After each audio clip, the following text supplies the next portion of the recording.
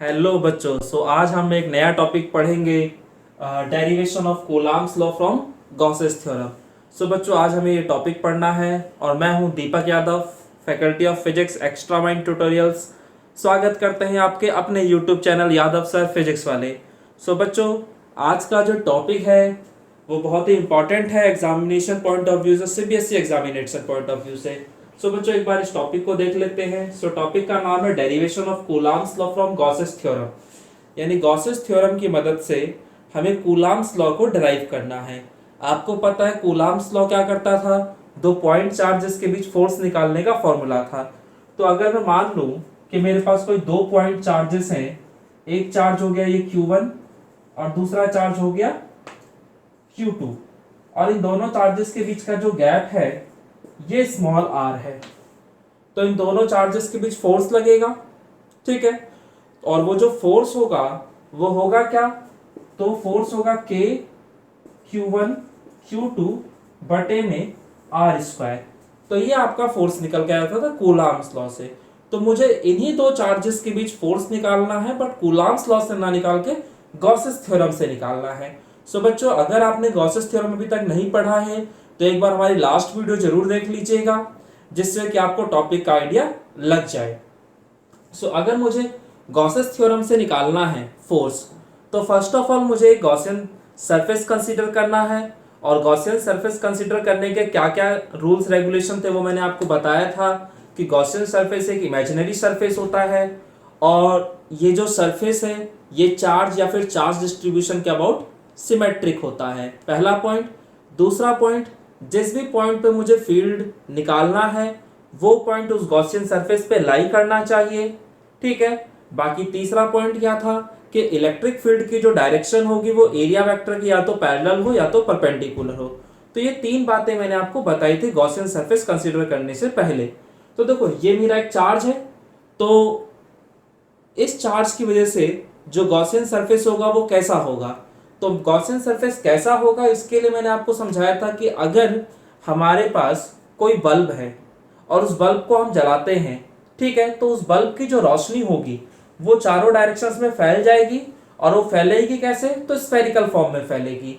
तो अगर कोई बल्ब है गोल सा और उसकी वजह से मुझे देखना है कि रोशनी कैसे फैलती है, तो वो हमेशा स्फेरिकल शेप में फैलेगी। सेम ऐसे ही अगर कोई ट्यूब लाइट है और मैं उसको जला देता हूं, तो उसकी जो रोशनी फैलती है वो इस तरीके से फैलती है, यानी कि सिलेंड्रिकल फॉर्म में फैलती है। तो जिस भी फॉर्म में रोशनी फैलेगी उसी तरह का हमारा गॉसियन सरफेस भी होता है। बस ये बात ध्यान रखिएगा अपने। तो अगर यहाँ पर ये पॉइंट चार्ज है यानी एक बल्ब है, तो इसकी वजह से जो रोशनी फैलती है वो पूरे में फैल जाती है स्फीयर के फॉर्म में। तो यानी कि यहाँ जो हम गॉसियन सरफेस लेंगे वो एक स्फेरिकल गॉसियन सरफेस होगा।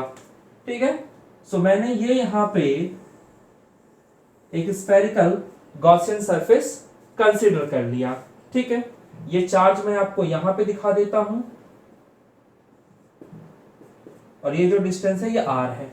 ठीक है, तो अब अगर मैं गॉसेस थ्योरम अप्लाई करना चाहता हूं, गॉसेस थ्योरम कहता क्या था? As per the Gauss's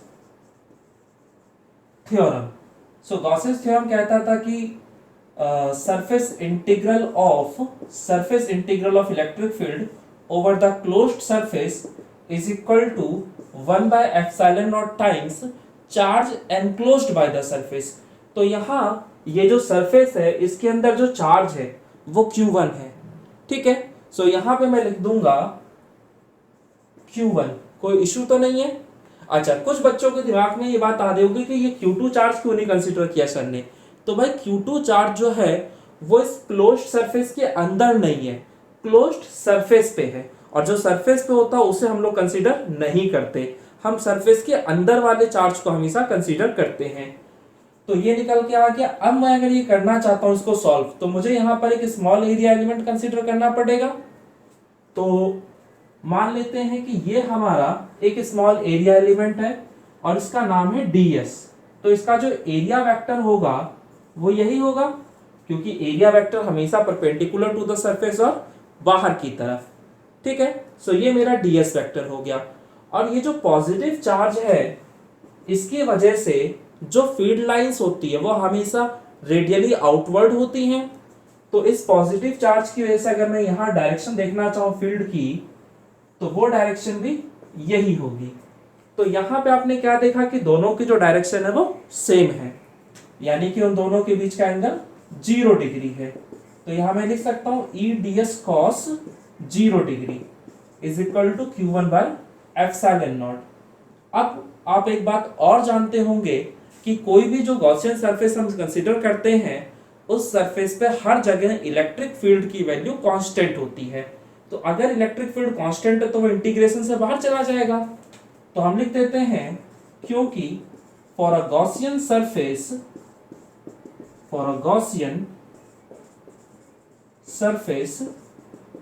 is equal to constant, हमारा इलेक्ट्रिक फील्ड कांस्टेंट होता है, तो इस हिसाब से ये बाहर चला गया। तो बचा क्या, ds और cos 0 डिग्री की वैल्यू 1 होती है, और यहां आ गया Q1 बाय एप्सिलॉन नॉट। अब ये जो स्मॉल एरिया एलिमेंट है, अगर इसका मैं क्लोज्ड इंटीग्रल करता हूं, यानी ये जो स्मॉल एरिया एलिमेंट लिया है, अगर उसमें पूरे क्लोज्ड सरफेस पे ले लूं और सबको जोड़ दूं, यानी कैसे छोटे छोटे स्मॉल एरिया एलिमेंट्स लूं और सबको जोड़ दूं, तो क्या मिलेगा, तो भाई पूरा सरफेस मिल जाएगा स्फीयर का। ठीक है, स्फीयर ऐसे छोटे छोटे सरफेसेस से मिलकर ही तो बना होगा, तो पूरा स्फीयर मिल जाएगा। सो स्फीयर का सरफेस एरिया 4πr² और इसका रेडियस r है, तो सरफेस एरिया क्या हो जाएगा 4πr² is equal to Q1 by epsilon naught. तो यहां से आपका जो इलेक्ट्रिक फील्ड का वैल्यू आ गया वो है Q1 बटे में 4πε0 r²। तो ये तो मेरे को इलेक्ट्रिक फील्ड पता चल गया, यानी कि ये जो पॉइंट है सरफेस के ऊपर, यहाँ पर जो इलेक्ट्रिक फील्ड की वैल्यू है वो ये है, और इस पॉइंट पे हमारा एक चार्ज रखा है Q2। तो अगर इस पॉइंट पे फील्ड की वैल्यू आपको पता है, चार्ज कितना रखा है वो भी आपको पता है, तो क्या आप फोर्स नहीं निकाल दोगे, तो निकल जाएगा आराम से। सो बस मैं सीधा सीधा बोलूंगा क्योंकि E is equal to F/Q0, यानी कि इलेक्ट्रिक फील्ड क्या होता था, तो force experience by the test charge. Test charge हम उस चार्ज को कहते हैं जो फोर्स को एक्सपीरियंस करता है, और सोर्स चार्ज हम उस चार्ज को कहते हैं जिसकी वजह से फील्ड प्रोड्यूस हुआ है। तो यहाँ पर जो फील्ड प्रोड्यूस हुआ वो इस वाले चार्ज की वजह से हुआ है, तो इसे हम लोग कह देंगे सोर्स चार्ज, और ये वाला चार्ज उस फील्ड को एक्सपीरियंस कर रहा है, तो इसे हम कहेंगे टेस्ट चार्ज। तो टेस्ट चार्ज यहाँ पे हमारा Q2 है। सो बात समझ में आती है। तो यहां से मेरा F निकल के आ गया Q2 इंटू में कैपिटल E, Q2 इंटू में capital E। So capital E की वैल्यू मैं पहले ही फाइंड आउट कर चुका हूं, तो क्या आ गया Q1 बटे में 4πε0 r²। तो इसी को अगर मैं तरीके से लिखता हूं तो ये आ जाएगा 1/4πε0 Q1 Q2 बटे में r²। और ये जो फॉर्मूला है ये किसका फॉर्मूला है, तो ऑब्वियसली कूलॉम्स लॉ का फॉर्मूला है। तो इस तरह से मैंने कूलॉम्स लॉ को ड्राइव कर दिया by using the Gauss's theorem. So बच्चों समझ में आ रहा है, तो बस इस डेरिवेशन में कुछ करना नहीं था। उसने बोला है कि भाई कूलॉम्स लॉ को ड्राइव करके दिखाओ गॉसेस थ्योरम की मदद से। तो मुझे क्या करना था, मुझे पता था कि कूलॉम्स लॉ दो चार्जेस के बीच फोर्स बताता है, तो मैंने यहाँ पे दो चार्जेस ले लिए और उनके बीच का कुछ डिस्टेंस मान लिया। और क्योंकि गॉसेस थ्योरम अप्लाई करना है, तो गॉसेस थ्योरम तो सिर्फ गॉसियन सरफेस पे ही अप्लाई होता है, तो पहले मैंने यहाँ पे क्लोज्ड सरफेस इमेजिन कर लिया, और वो सरफेस चार्ज के अबाउट सिमेट्रिक होना चाहिए, और जिस पॉइंट पे फील्ड निकालना है वो पॉइंट जो होता है उस गॉसियन सरफेस पे लाई करना चाहिए। तो समझ में आ रहा है कि यहाँ से सेंटर क्यों लिया और यहाँ से पास करता हुआ क्यों गया। अब बस उसके बाद आप गॉसेस थ्योरम अप्लाई कीजिए, सॉल्व कीजिए, अपने आप निकल के आ जाएगा। सो बच्चों ये था हमारा कूलॉम्स लॉ का डेरिवेशन फ्रॉम गॉसेस थ्योरम। अब हम इसके बाद गॉसेस थ्योरम के कुछ एप्लीकेशंस करेंगे। सो उसमें हमारा पहला एप्लीकेशन हो जाता है electric field intensity due to an infinitely long line charge, यानी कि हमारे पास एक इनफाइनाइटली लॉन्ग लाइन चार्ज है और उसकी वजह से मुझे किसी पॉइंट पर फील्ड इंटेंसिटी निकालना है। तो मान लेते हैं कि ये हमारा एक इनफाइनाइटली लॉन्ग लाइन चार्ज है, ठीक है, ये -∞ से लेकर +∞ तक, और इस पे हमारा सपोज दैट पॉजिटिव चार्ज है, और इस पॉजिटिव चार्ज की वजह से मुझे किसी पॉइंट P पर फील्ड इंटेंसिटी निकालना है जो कि r डिस्टेंस पे है। और ये जो फील्ड इंटेंसिटी निकालना है ये गॉसेस थ्योरम की हेल्प से निकालना है, क्योंकि हम उसके एप्लीकेशंस कर रहे हैं। सो बच्चे, गॉसियन थ्योरम अप्लाई करने के लिए सबसे पहले हमें गॉसियन सरफेस चाहिए होता है, और गॉसियन सरफेस कैसे डिजाइन करना उसका तरीका मैं आपको बता चुका हूँ। तो यहाँ पर जो लाइन चार्ज है वो ऐसा है, तो इसका मतलब क्या करना है, आपको यहाँ पर एक ट्यूबलाइट लगा देनी है। तो अगर यहाँ एक ट्यूबलाइट लगाओगे तो उसकी जो रोशनी होगी वो पूरे में ऐसे फैल जाएगी। आपने देखा होगा गांव देहात में जो शादी ब्याह में लाइटें यूज होती हैं, सो कई बार हमारी लाइट ऐसे रॉड लगा देते हैं हम लोग, और उस रॉड की जो रोशनी होती है वो ऐसे फैलती है ना सिलेंड्रिकल फॉर्म में। सो यहाँ पर जो हम गॉसियन सरफेस लेंगे वो भी सिलेंड्रिकल फॉर्म में होगा। और आपको पता है कि आपका गॉसियन सरफेस चार्ज के अबाउट सिमेट्रिक होना चाहिए, यानी कि जो सिलेंडर होना चाहिए उसका जो एक्सिस ऑफ सिमेट्री है वो इस चार्ज के थ्रू पास करना चाहिए। और जिस पॉइंट पे हमें फील्ड इंटेंसिटी निकालना है वो पॉइंट गॉसियन सरफेस पे लाई करना चाहिए। तो इसका मतलब जो मैं यहाँ पे सिलेंडर इमेजिन करूंगा, सिलेंड्रिकल गॉसियन सरफेस जो मैं इमेजिन करूंगा, वो सरफेस का जो सेंटर है वो इससे पास करना चाहिए, और ये जो पॉइंट है ये इस सरफेस पे लाई करना चाहिए। ठीक है। अब आपको पता है कि अगर यहाँ पर पॉजिटिव चार्ज रखा हुआ है तो इस पॉजिटिव चार्ज की वजह से जो इलेक्ट्रिक फील्ड लाइंस होंगी वो किस तरीके से होंगी। तो जो फील्ड लाइंस होंगी वो आपकी इसी तरीके से होंगी। बात समझ में आ रही होगी। तो ये आपके इलेक्ट्रिक फील्ड की डायरेक्शन हो गई। और गॉसेस थ्योरम अप्लाई करने के लिए हमारे पास फ्लक्स को लेके दो फॉर्मूले हैं, एक surface integral of E vector dot DS vector over the closed surface, और दूसरा क्यू बाय एप्सिलॉन नॉट। यहाँ पे हम दोनों ही फॉर्मूले अप्लाई करते हैं अलग अलग।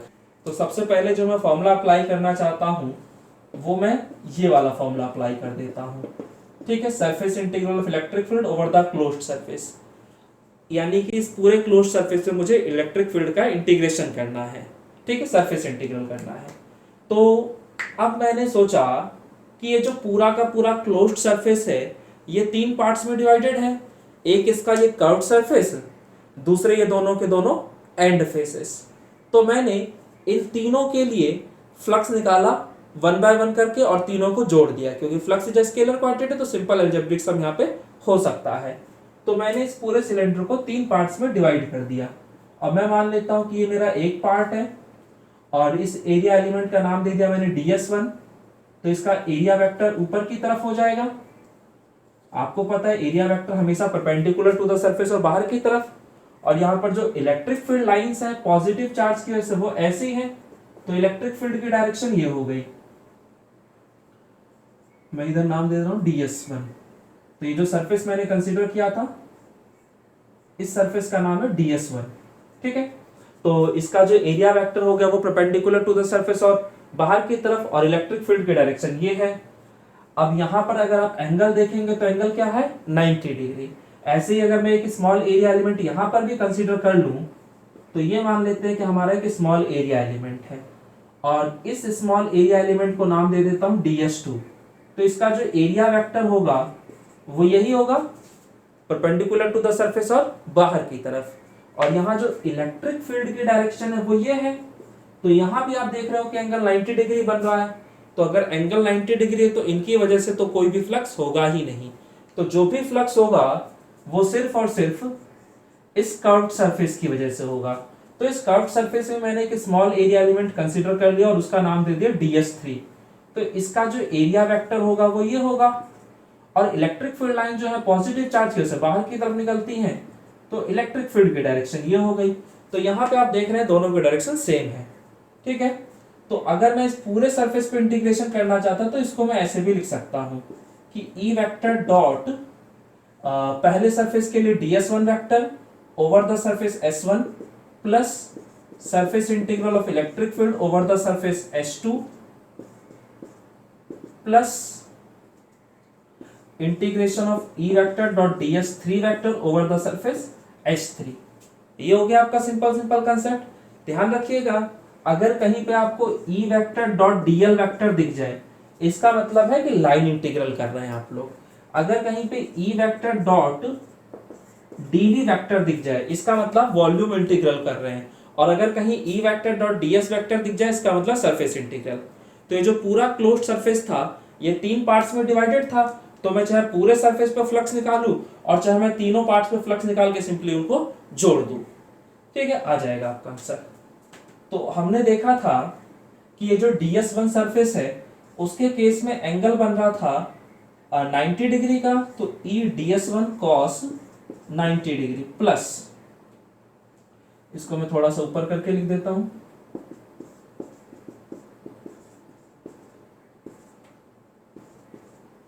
पहले सरफेस के लिए हो गया। दूसरे सरफेस के केस में भी हमारा जो एंगल था वो 90 डिग्री का ही था, और तो हमारा तीसरा केस जो था उसमें अगर मैं एंगल की बात करता हूं तो वहां पर जो एंगल है आपका, तो हमारा जो तीसरा सरफेस है अगर मैं उसकी बात करता हूं तो उसके केस में एंगल जो है वो 0 डिग्री का है। ठीक है, सो ये DS1, ये था आपका DS2 और ये हो गया आपका DS3। तो ये तीनों सरफेसेस के लिए देख लिया मैंने। अब मैं इसको अगर सॉल्व करूं तो cos 90 की वजह से इसकी वजह से कोई भी फ्लक्स नहीं है, इसकी वजह से भी कोई फ्लक्स नहीं है, इसकी वजह से जो फ्लक्स आएगा वो आ जाएगा surface integral of E DS3 over the surface S3। ठीक है, अब यहाँ पे जो ये आपका इलेक्ट्रिक फील्ड है वो तो किसी भी गॉसियन सरफेस के लिए कांस्टेंट ही होता है, तो वो तो चला जाएगा आपका बाहर और बच गया DS3 का surface integral over the surface S3। तो ये जो पूरा सरफेस है कर्व्ड सरफेस, इसको मैंने नाम दिया था S3। तो अब अगर ऐसे छोटे छोटे पार्ट्स लूं मैं पूरे सरफेस पर सबको जोड़ दूं तो पूरा कर्व्ड सरफेस एरिया तैयार हो जाएगा। और आपको पता है कि किसी भी सिलेंडर का जो कर्व्ड सरफेस एरिया होता है वो 2πRL है। ठीक है, तो यहां पे मैं E इंटू 2πRL लिख देता हूं। ठीक है, और L लिखने का मतलब है कि मैं मान चुका हूं कि मेरा जो सिलेंडर है इसकी लंबाई कितनी है, L। देखो चार्ज तो इनफाइनाइट लेंथ पे फैला हुआ है, लेकिन यहाँ जो मैंने फ्लक्स निकालने के लिए या फील्ड निकालने के लिए जो गॉसियन सरफेस कंसीडर किया है उसका लेंथ मैं L मानकर चल रहा हूं। ठीक है, तो एक तो हमारा फ्लक्स निकल गया इस वाले तरीके से, तो ये बन गया एक इक्वेशन। अब जो दूसरा तरीका है हमारा फ्लक्स निकालने का वो क्या है, तो वो है phi is equal to Q by epsilon naught, Q by epsilon naught। तो अब मुझे यहाँ पर इस इनफाइनाइट लेंथ के उस पे यानी इनफाइनाइट लेंथ की लाइन पे कितना चार्ज है वो तो नहीं पता होगा, लेकिन मुझे ये जरूर पता होगा कि यहाँ यूनिट लेंथ पर कितना चार्ज है। सो मान लेते हैं कि यूनिट लेंथ पर जो चार्ज है वो लैम्डा है, और लैम्डा का मतलब लीनियर चार्ज डेंसिटी यानी कि चार्ज पर यूनिट लेंथ। तो चार्ज पर यूनिट लेंथ निकालना तो कैसे निकलेगा, पूरे चार्ज को पूरे लेंथ से डिवाइड कर दीजिए, अपने आप आपका चार्ज पर यूनिट लेंथ निकल के आ जाएगा। तो मुझे चार्ज चाहिए तो L को इधर भेज दो, यानी कि आपका ये जो Q है ये किसके बराबर है, लैम्डा L। तो इस तरीके से मैंने फ्लक्स निकाल दिया है। अब बस कुछ नहीं करना, इन दोनों इक्वेशंस को इक्वेट कर दो, सॉल्व कर दो, अपने आप आपका आंसर आ जाएगा। तो on equating equation first and second we get, on equating equation first and second we get, हमें क्या मिल जाएगा, तो हमें मिलेगा E इंटू में 2πRL is equal to lambda L by epsilon naught. तो ये आ गया। अब यहाँ जो कटता है उसे काट दो और खेल खत्म करो, तो L से L कट जाएगा और 2πR जो है आपका वो नीचे की तरफ शिफ्ट हो जाएगा। तो ये ऊपर वाला पोर्शन मैं रफ कर दे रहा हूं। तो यहां से आपका जो इलेक्ट्रिक फील्ड निकल के आएगा वो आ जाएगा लैम्डा बटे में 2π एप्सिलॉन नॉट R। तो ये हमारा यहां से इलेक्ट्रिक फील्ड का फॉर्मूला डिराइव हो जाता है। तो ध्यान रखिएगा जब भी आपको गॉसेस थ्योरम की हेल्प से फील्ड इंटेंसिटी निकालना है तो वहां पे आपके पास फ्लक्स के दो अलग अलग मेथड होते थे, तो आप दोनों मेथड अप्लाई कर लीजिए, फिर बाद में दोनों को इक्वेट करके सॉल्व कीजिए, अपने आप आपको इलेक्ट्रिक फील्ड निकल के आ जाएगा। ये एक बेसिक सा तरीका आप हर जगह अप्लाई करेंगे, हर जगह ये काम कर जाएगा आपका।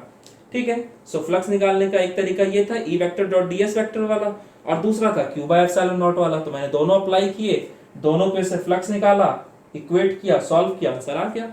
तो ये आपका इलेक्ट्रिक फील्ड निकल के आ जाता है।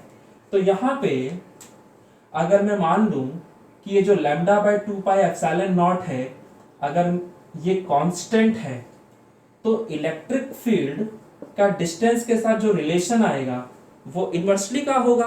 और इन्वर्सली का रिलेशन मतलब ग्राफ कैसे प्लॉट होगा, तो वो कुछ इस तरीके से होगा, ऐसा। यानी कि जैसे जैसे आप डिस्टेंस बढ़ाते जाएंगे आपका इलेक्ट्रिक फील्ड कम होता चला जाएगा। ठीक है, तो ये आपका एक एप्लीकेशन हो गया। सो बच्चों, आई होप कि आपको ये वीडियो पसंद आया होगा। अगर आपको वीडियो इंफॉर्मेटिव लग रहा है, आपको लगता है कि हाँ ये आपके लिए काफी हेल्पफुल है, सो प्लीज आप चैनल को सब्सक्राइब कीजिए, अपने फ्रेंड्स के साथ शेयर कीजिए, और अगर कोई डाउट है तो आप कमेंट में मुझसे पूछ सकते हैं, मैं आपको प्रॉपरली सारी चीजें एक्सप्लेन कर दूंगा। ठीक है बच्चों, सो मिलते हैं हम नेक्स्ट वीडियो में।